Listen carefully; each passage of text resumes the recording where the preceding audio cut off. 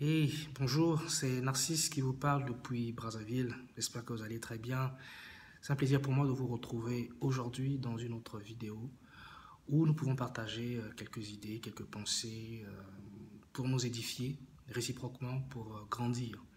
Alors aujourd'hui, j'aimerais parler d'un point qui est celui donc de la routine. Oui, la routine. Je vous donne une petite allégorie, une petite illustration.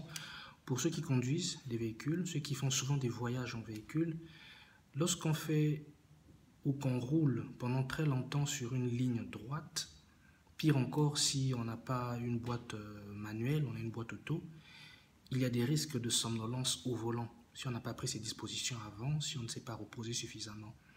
Alors que si la route peut parfois bifurquer un peu, s'il y a des endroits où on demande une décélération, si vous avez une boîte manuelle, ben, vous allez être obligé de manipuler vos pieds, de bouger le guidon, et voilà, vous êtes obligé d'être éveillé, quoi.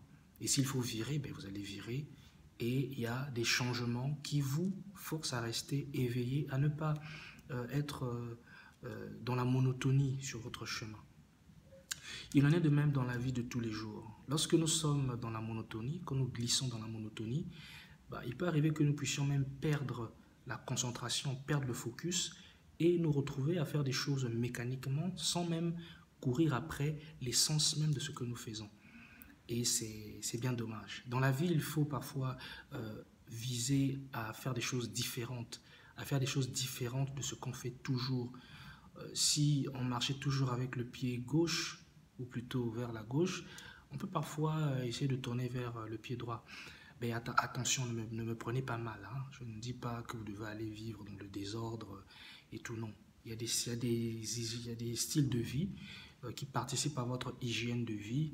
Et ça, c'est des choses bien. Je ne parle pas de ça. Je parle de l'importance d'apporter de la diversité dans ce que nous faisons au quotidien. Me concernant, j'ai fait quelque chose d'assez particulier, d'assez différent hier. Donc, j'ai animé pour la première fois toute une masterclass conçue par moi-même sur WhatsApp. Habituellement, ce que j'ai fait, ce que je faisais, hein, c'était de récupérer des contenus d'autres personnes, peut-être que j'ai traduit, retranscrit et je partageais. Donc, j'avais au moins un canevas bien établi. Mais là, c'est un cours que j'ai conçu moi-même et que j'ai partagé avec une dizaine de personnes sur WhatsApp. C'est une expérience nouvelle et même les personnes qui participaient avaient certainement un peu de scepticisme par rapport à la portée, à l'impact de ce qui allait être partagé. Mais encore, si ça valait la peine quand même d'essayer. Et ça a été une très très grande expérience très enrichissante pour moi aussi. Ben, ça me donne aussi déjà un contenu pour les prochaines fois. Donc, restez connectés.